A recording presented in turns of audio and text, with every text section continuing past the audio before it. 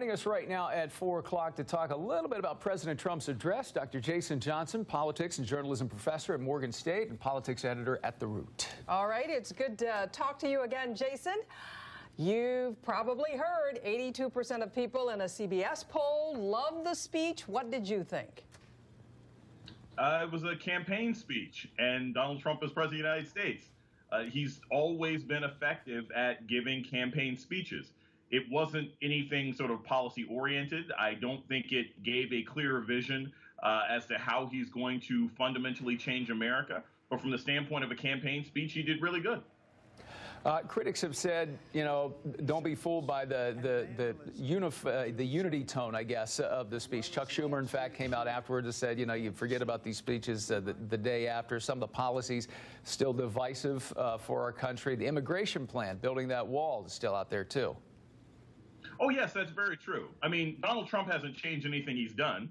He still has Steve Bannon in his administration. He still has Jeff Sessions. He still wants to build a wall. He's still sending, federal agents around the country to round up people in hospitals and things like that for supposedly being illegal immigrants. It hasn't changed any of his violent or racist or sexist rhetoric at all.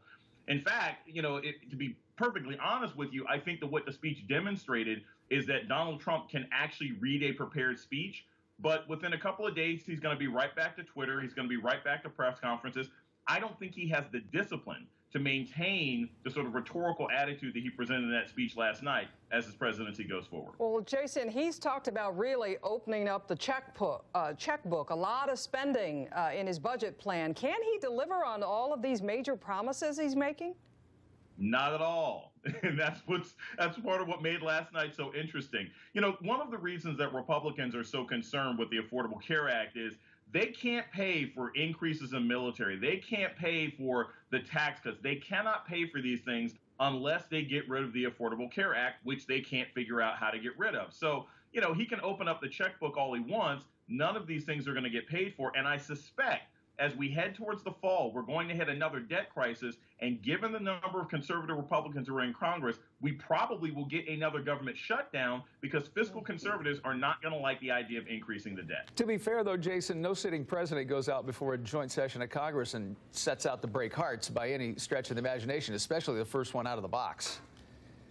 Well, that's true, but look, Donald Trump has never been concerned about breaking hearts. Donald Trump has always been concerned about speaking to his specific narrow-caste constituency.